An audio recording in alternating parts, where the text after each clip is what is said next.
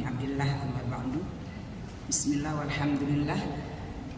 Kita sudah bisa berkumpul lagi di tempat ini dalam rangka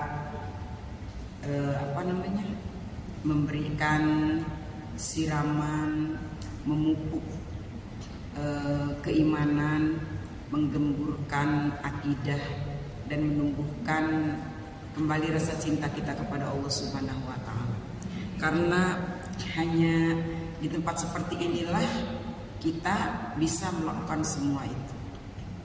Kalau hidup kita seimbang antara menjalani kehidupan sehari-hari dan mengikuti apa yang Allah titahkan di dalam berthalabul ilmi, insya Allah lahir dan batin juga akan tumbuh dengan seimbang. Otak, pikiran, hati, rasa akan terjaga, kenyamanannya akan terjaga, kebaikannya akan terjaga, ketenangannya kalau seimbang. Dan memang hidup itu harus seimbang. Kalau hidup itu berat sebelah, pasti akan ada yang dikalahkan, ya kan? Lebih berat ke dunia, akhiratnya dikalahkan. Lebih berat ke akhirat, dunianya dikalahkan. Tapi harusnya fid dunya hasanah wa fil akhirati hasanah wa qina adzabannar. Nah, kali ini kita akan sharing-sharing atau ngobrol-ngobrol pencerahan hati kita terkait dengan yang akan kita hadapi di bulan depan, yaitu Idul Adha. Mungkin emang timingnya kalau ibu-ibu dapat pelajaran tentang Idul Adha terus dari ustadz-ustadz gitu, ya emang waktunya harus diingatkan. Kalau kegiatan itu cuma setahun sekali suka lupa, bener nggak Bu? Yeah. Kalau sholat aja yang setiap saat dilakukan suka lupa gitu, apalagi ini tentang Idul Adha. Datangnya kan cuma setahun sekali, ya. Kita ikut saja apa yang para haji lakukan di sana, karena al-hajju Arafah. Karena haji itu ya Arafah.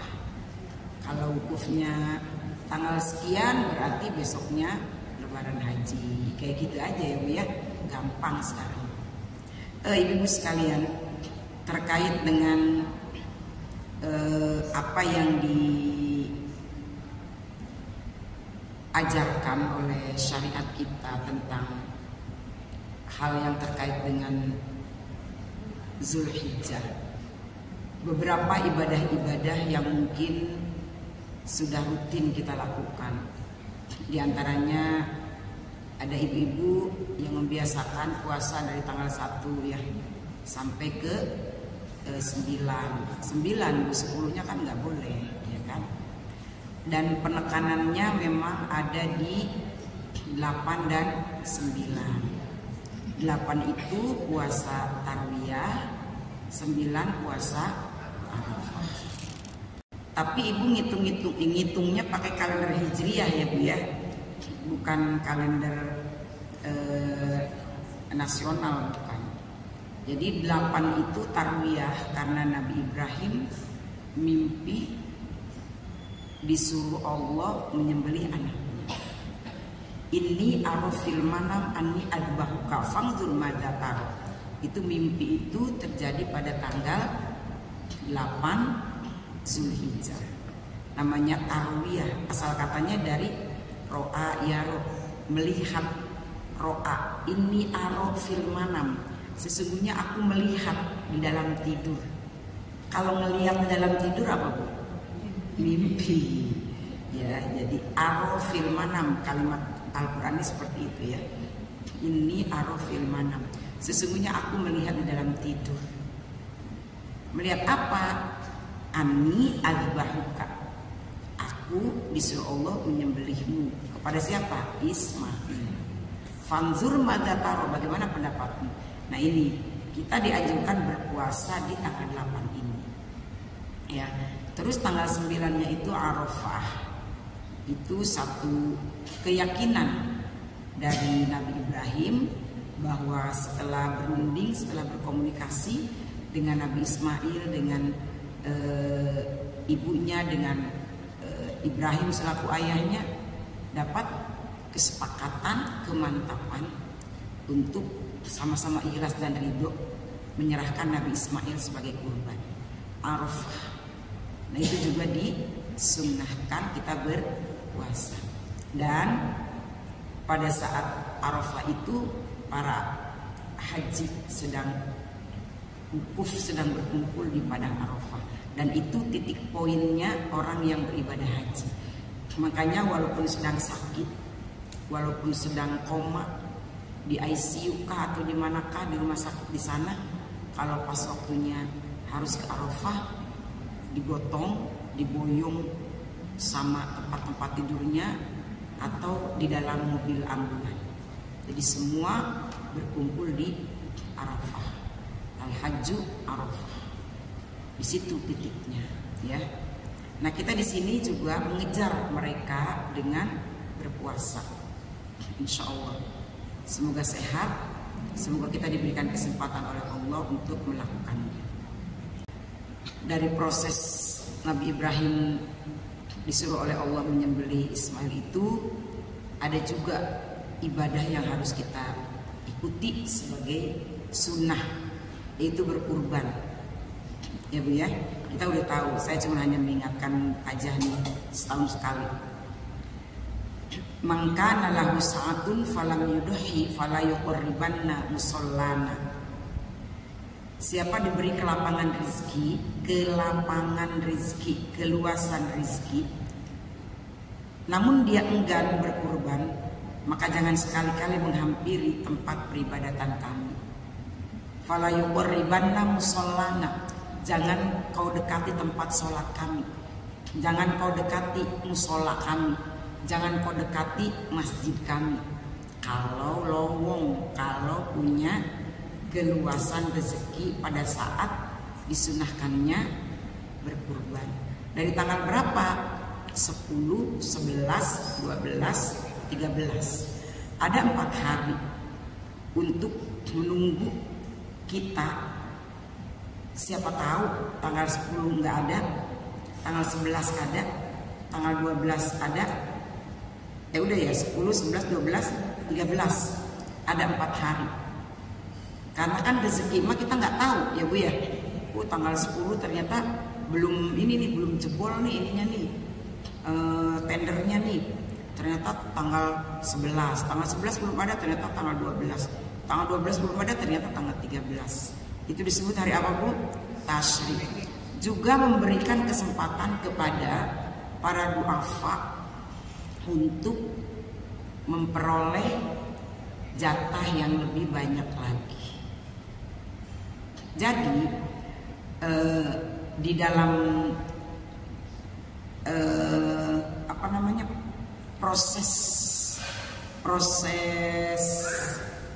apa Bu, dalam tubuh kita tuh, proses pertumbuhan tubuh kita itu, protein itu kan sangat dibutuhkan. Kenapa Islam mensyariatkan kurban?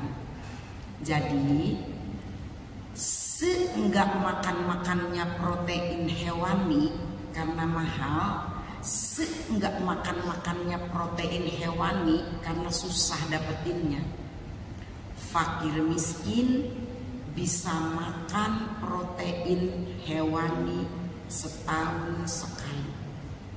Dan itu cukup. Karena protein hewani itu kalau kebanyakan nggak baik. Gitu. Ya. Jadi Islam sampai sebegitu detailnya, ya, memberikan syariat gitu loh. Memperhatikan banget fakir miskin, para duafa yang nggak kebeli daging, yang jarang ketemu daging, pengen makan protein hewani, ada yang free, yaitu saat Idul Adha. Makanya memang sebetulnya protein hewani Idul Adha itu harus dimaksimalkannya mah sebetulnya di daerah-daerah yang memang jarang sekali nemu daging gitu ya Bu ya. Nah orang Medang kalau pas nggak kebagian yang biasa beli sate, nggak usah ya, kok saya nggak dapet sih, saya nggak dicatat kali sama Pak RT, nggak usah ngomong ya, diem aja ya.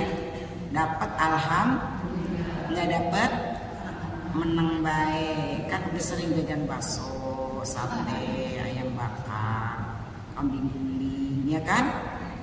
Iya. Sebetulnya yang memerlukan ini tuh bukan kita, karena kita mah udah biasa. Di daerah-daerah justru yang perlu support dari kota, karena di daerah itu relatif penduduknya banyak yang belum bisa berkurban karena income-nya yang tidak memadai. Jadi itu sebetulnya tujuannya, menggembirakan fakir miskin dan duafa. Makanya dikasih kesempatannya 4 hari. Kesempatan buat yang pemberi, siapa tahu ada waktu dalam 4 hari ada rezeki. Kesempatan buat mustahiknya biar nerimanya lebih banyak lagi. Jadi kan mereka beneran pesta. Jadi sebetulnya Idul Adha itu pestanya fakir miskin dan duafa, supaya perbaikan gizi terpenuhi, terutama protein hewaninya. Kenapa orang-orang di kota suka banyak yang darah tinggi? Kebanyakan makan kata ibu-ibu, saya orang kaya dikasih terima aja. Saya kan yang kurban dikasih terima aja. Ibu-ibu olah atau ibu-ibu simpen, nanti dialokasikan lagi, didistribusikan lagi nanti kepada yang lain. Ya, kayak gitu. Jadi nggak usah ditolak. Jangan, saya orang kaya. Jangan, terima aja. Ya, terima. Ibu nanti mau dibikin rendang atau dibikin atau disimpan di freezer, nanti ada kesempatan dibagi lagi kepada yang lebih membutuhkan. Ya Bu ya. Bahkan untuk di organisasi-organisasi tertentu supaya pendistribusiannya itu jangkauannya lebih luas, dibikin kornet. Jadi ada tim dari panitia itu yang langsung ngolah, dibikin kornet, dibagikan. Tapi memang kurban itu idealnya dibaginya mentah atau matang? Mentah, ya gitu. Tapi untuk ke pelosok, misalnya ke pelosok Kalimantan, ke pelosok yang harus naik perahu, naik pesawat, naik perahu lagi, jalan kaki lagi, dibagi mentah udah macam sekilo, sampai sono udah jadi dendeng. Mending kalau udah jadi dendeng bau, ya kan? Itu untuk yang darurat seperti itu tidak apa-apa. Tapi kalau pendistribusiannya masih terjangkau dan tidak merusak kualitas daging, dibagi mentah lebih utama. Ya Bu ya. Tapi untuk yang tertentu ada tim biasanya yang membuat udah jadi kornet, udah jadi apa? Jadi pendistribusiannya untuk benar-benar ke pelosok. Ya Bu ya. Oke Bu, tadi katanya kalau kita punya rezeki, punya keluasan rezeki, terus enggan, ini mah enggan loh Bu, bukan karena tidak punya, tapi enggan karena nggak mau. Maka jangan sekali-kali menghampiri musola kami atau tempat ibadah kami. Sayyidina Ali radhiyallahu anhu berkata, nih Bu, kerennya nih hewan kurban. Siapa yang berangkat dari rumahnya hendak membeli hewan kurban, baru berangkat doang Bu mau beli hewan kurban, maka setiap langkahnya memperoleh 10 kebaikan dan dihilangkan 10 keburukan. Baru berangkatnya doang belum beli Bu. Kata ibu-ibu udah berangkat kagak jadi beli. Udah niat ya, udah niat. Memperoleh 10 kebaikan dan dihilangkan 10 keburukan, serta dinaikkan 10 derajat. Apabila bicara dianggap bertasbih. Dia transaksi, nawar-nawar sama pedagang. Dianggapnya itu sedang bertasbih. Ngomong-ngomong, ini hewan yang ini kambing yang ini berapa ya? Ini kebo yang ini berapa ya? Ngomong-ngomong. Itu dapat pahala seperti bertasbih. Dan ketika membayarkan harganya atau memberikan uangnya, setiap dirhamnya memperoleh 700 kebaikan.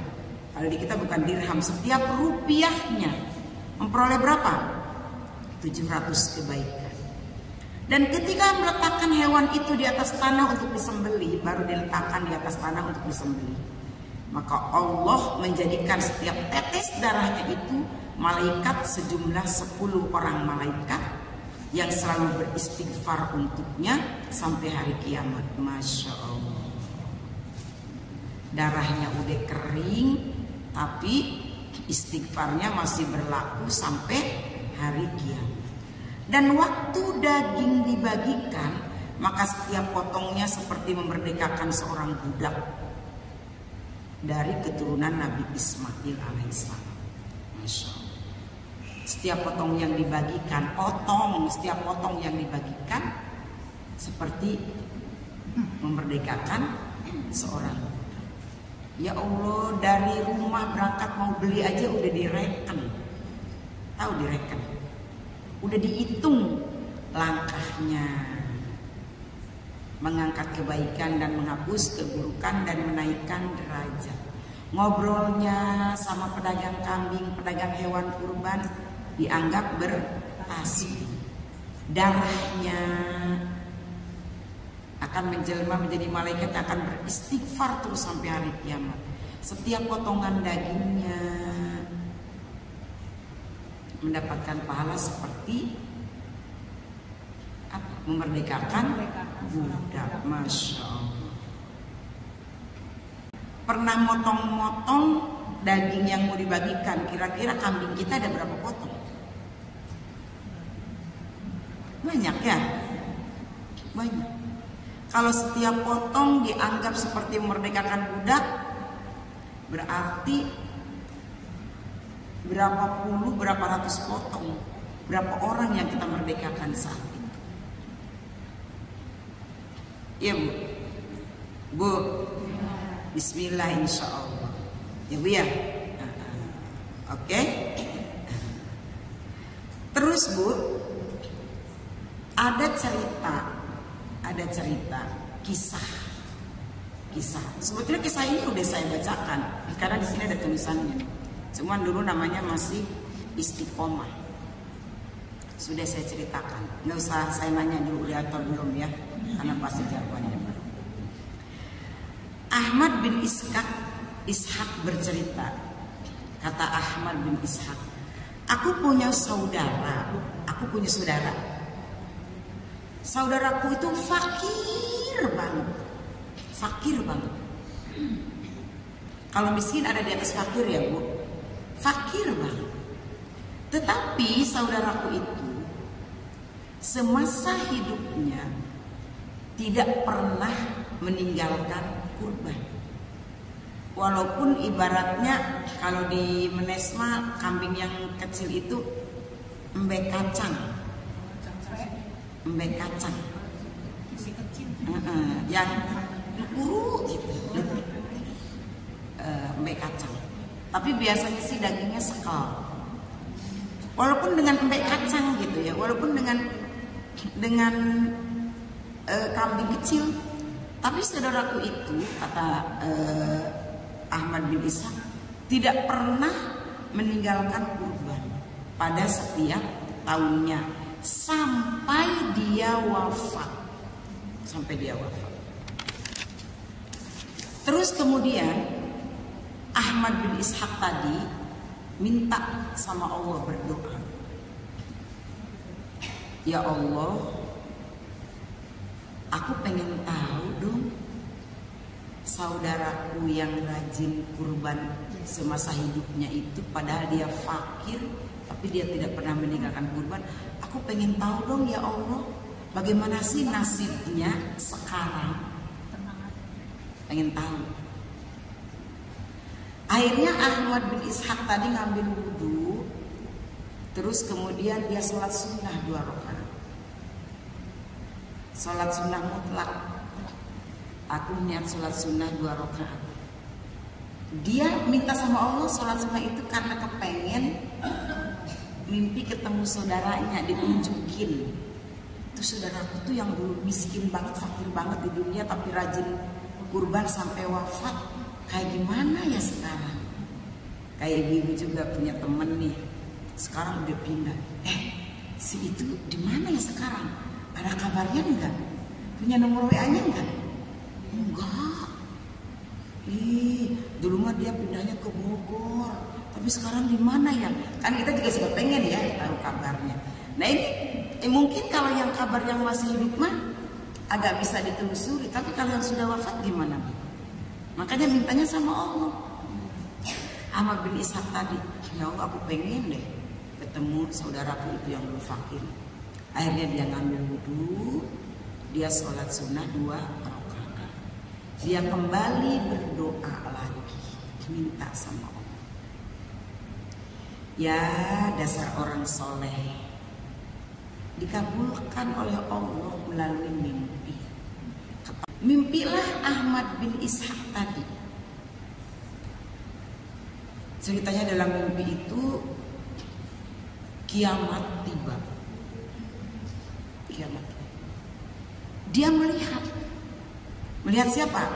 Melihat saudaranya yang fakir itu mengendarai kuda berwarna abu-abu yang gagah. Pokoknya gagah. Terus di dalam mimpinya itu Ahmad bin Ishaq tadi manggil, "Hei, kamu." Kalau bahasa kitanya apa ya? Manggil saudara gimana sih? "Hei, bro." Dia nengok kuda, dia naik di atas kuda berwarna abu-abu yang gagah itu. Juga banyak kuda-kuda yang lain. Kudanya indah-indah semuanya. Dipanggil, "Kamu kemana?" "Aku mau ke sana." "Kok kamu gagah banget sih sekarang?" Padahal waktu di dunia namanya juga orang fakir yang kurang gizi, kurang vitamin. Tapi dia di atas kuda warna abu-abu yang gagah itu, dia kelihatan. Biasanya kalau kendaraan bagus makan, biar orangnya krempeng juga keluar dari baby bensin jadi gagah ya. Beda ya orang gagah keluar dari dari bajai ya, beda ya Bu ya. Nah ini di atas kuda yang gagah. Ya Allah, itu kamu gagah banget sih kamu. Ya Allah, sampai terkagum di dalam mimpi itu ngelihat penampilan saudaranya yang di dunia fakir. Ini kuda kamu hebat banget. Kuda kamu gagah banget ini. Ini apa ini? Apa yang menyebabkan kamu bisa sehebat dan segagah ini? Yang pertama, kata si saudaranya itu, yang menyebabkan aku bisa segagah ini, Allah telah mengampuni dosa. Sebab apa? Sampai mengampuni dosa dan sampai kamu tampak gagah seperti ini. Sebab aku pernah menolong seorang perempuan yang tidak berdaya. Di sini sih disebutnya wanita tua yang hidupnya dalam keadaan fakir, tapi dia berjuang fisabilillah.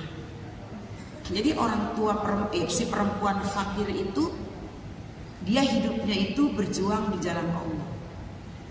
Dan tadi si fakir tadi juga, padahal dia fakir, tapi dia menolong orang itu untuk berkiprah di jalan Allah. Ini yang membuat aku diampuni dosaku dan gagah seperti ini. Dan ini kendaraanmu keren banget sih. Kudanya sampai gagah kayak gini, warna abu-abu. Ini apa yang menjadikan kamu bisa mengendarai kuda sehebat ini? Kata si saudaranya tadi yang fakir, ini adalah kurban pertamaku. Ini adalah kurban pertamaku. Nah, terus ditanya lagi, dan kuda-kuda yang ada ini yang gagah-gagah juga ini apa? Saya ngintip ya Bu ya. Ini adalah kurban-kurbanku yang lain. Jadi si orang tadi tidak kekurangan kendaraan. Begitu banyak yang bisa dia pilih, begitu banyak yang bisa dia bawa. Dan dia menumpangi kurban pertamanya. Itu. Kalau kita belum pernah kurban semasa hidup kita, mulai hari ini kita niatkan besok Lebaran Haji atau nanti Lebaran Haji tahun depan kita bisa kurban. Saya sudah mensupport ibu-ibu di tahun-tahun sebelum ini dengan bikin celengan kurban. Banyak alhamdulillah yang terinspirasi, banyak yang sudah melakukan kurban pertamanya dengan bikin celengan kurban. Ya Bu, siap Bu? Ya, simpen aja di kaleng, sisihkan dari rezeki yang Allah berikan kepada kita pada setiap harinya. Nanti gampang, kekurangannya Allah yang tambahin. Yang penting kekuatan niat kita, keyakinan kita untuk bisa melakukan kurban pertama setidaknya. Ya Bu, tapi semoga yang ada di sini semuanya sudah pernah berkurban. Kalau sudah pernah berkurban, apa jangan kurban lagi terus? Karena fakir miskin masih terus membutuhkan. Dan kita masih terus dikasih rezeki sama Allah. Masa nggak disisihkan kan gitu kan? Kita kan dikasih rezeki, dikasih karunia luar biasa oleh Allah. Masa nggak diberikan kepada yang lain, nggak dibagikan kan gitu? Jadi ini bukan hanya untuk orang lain, tapi terutama untuk diri kita sendiri. Jadi yang namanya kurban itu sebetulnya bukan kebutuhan fakir miskin, tapi kebutuhan kita pribadi. Kita yang pengen punya kendaraan keren, kita yang pengen punya tampilan keren di akhirat. Ibu ya, Bu. Ketika orang-orang mukmin dihimpun dari kubur mereka, maka Allah berseru. Halo, konsentrasi. Hei para malaikatku, jangan biarkan hamba-hambaku berjalan kaki. Saking sayangnya Allah. Allah nyuruh kurban kita juga karena sayang. Kita lanjutkan dulu ceritanya. Naikkanlah mereka di atas kendaraan hewan kurban mereka. Nggak boleh kita jalan kaki, takut capek. Sebab mereka sudah terbiasa berkendaraan di dunia. Iyalah, apalagi mama di sini mau ke mama aja, ntar ya nunggu motor. Lagi di bawah anak saya motornya, nggak mau banget jalan. Allah tahu itu, ya. Mereka di dunia itu tidak biasa jalan. Kata Allah, pertama kali kendaraan mereka ada apa? Tulang rusuk ayahnya. Terus kemudian kendaraan berikutnya perut ibunya. Bener nggak? Iya kan? Kemudian kendaraan berikutnya setelah lahir di pangkuan ibunya hingga habis menyusu.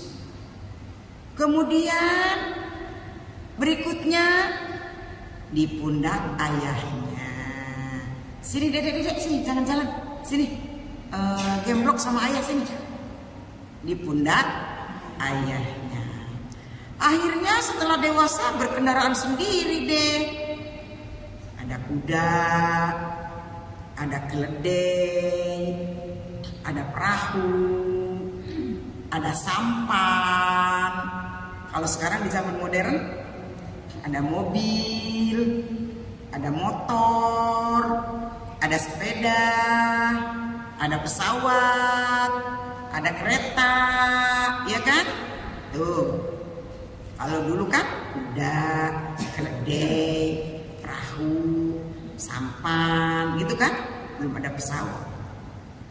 Tapi yang pasti tidak berjalan kaki. Dan sesudah meninggal dunia, kendaraan mereka apa? Pundak saudara-saudaranya. Betul nggak Bu? Sampai meninggal aja masih nggak mau jalan. Iya, nggak jalan ya.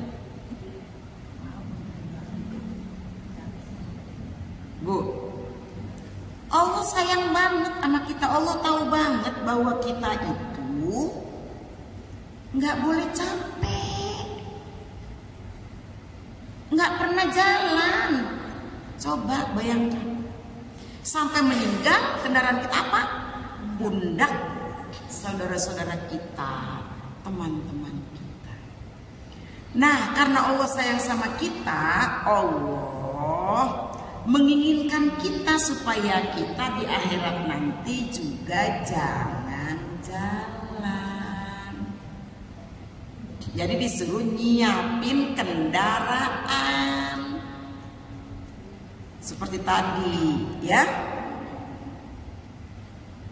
Nanti kurban-kurban kita akan menjelma menjadi kendaraan. Insya Allah semakin mahal, semakin ikhlas kendaraannya, berarti semakin bagus. Tapi kalau kita belum bisa memberikan yang terbaik dalam kualitasnya, pastikan keikhlasan dan hati kita dalam kualitas terbaik. Ya Bu, walaupun misalnya kambing yang kita kurbankan masih harga kambing yang standar, tapi keikhlasan dan kekuatan kita, keyakinan kita kepada Allah harus memiliki kualitas terbaik. Semoga dengan kualitas keikhlasan kita yang terbaik yang kita miliki,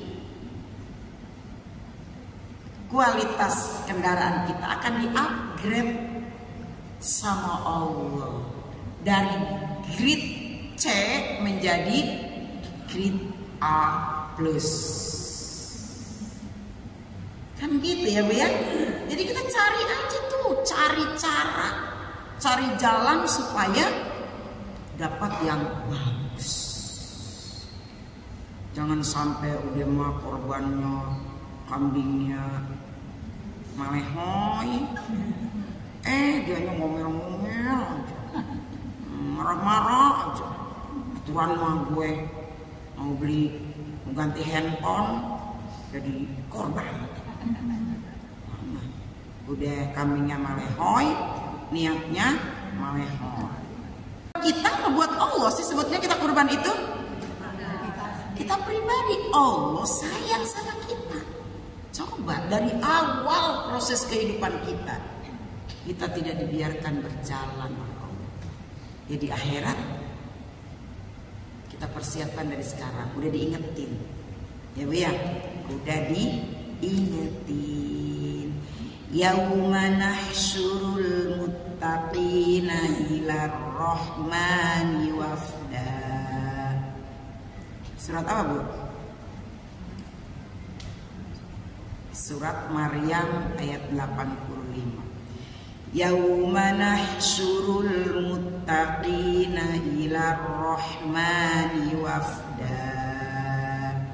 Pada hari kiamat nanti kami akan menghimpun orang-orang yang bertakwa menuju Ar-Rahman. Menuju siapa? Allah yang Maha Penyayang, wafda, dalam keadaan berkendaraan.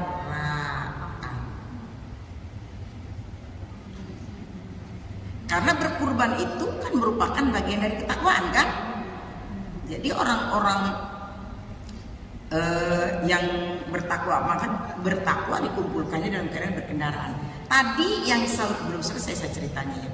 Tadi yang saudara Ahmad bin Ishaq, dia ditanya, kudanya keren banget. Itu ditanya, kamu mau kemana? Tadi belum jawab kan? Kamu kemana ini? Naik kendaraan kuda yang hebat, gagah, mau kemana? Mau menuju Tuhanku. Habis itu lari. Si kuda itu lari, si saudara itu lari.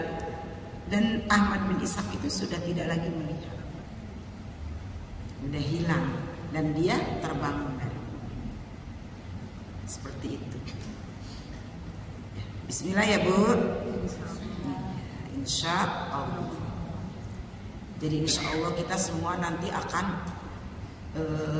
alut-alutan atau alat-alat konvoi, bukan konvoi touring dengan jeep, bukan. Tapi di sana ada kendaraan yang lebih hebat lagi dari cuma sekedar jeep.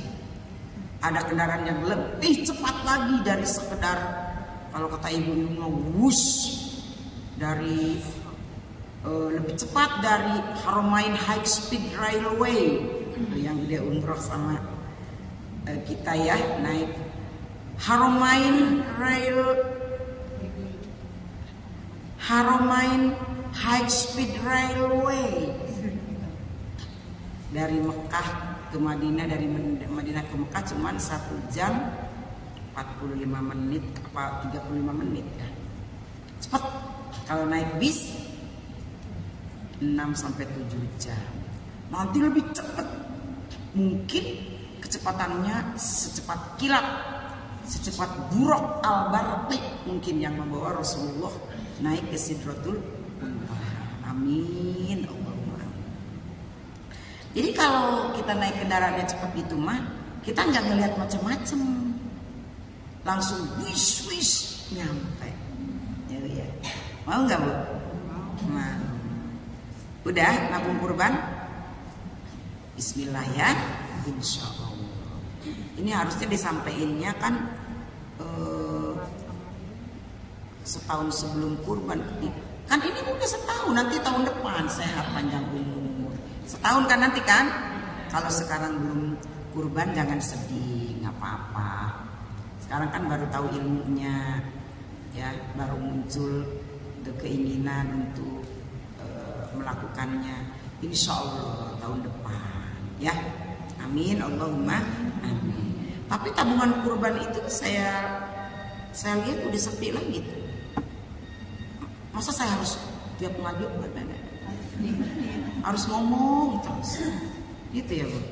Masih alhamdulillah kita sudah menyelesaikan rangkaian sharing kita pagi ini, dan terima kasih untuk tanya jawab dan sharingnya, mudah-mudahan bermanfaat. Sampai jumpa. Assalamualaikum warahmatullahi wabarakatuh. Waalaikumsalam.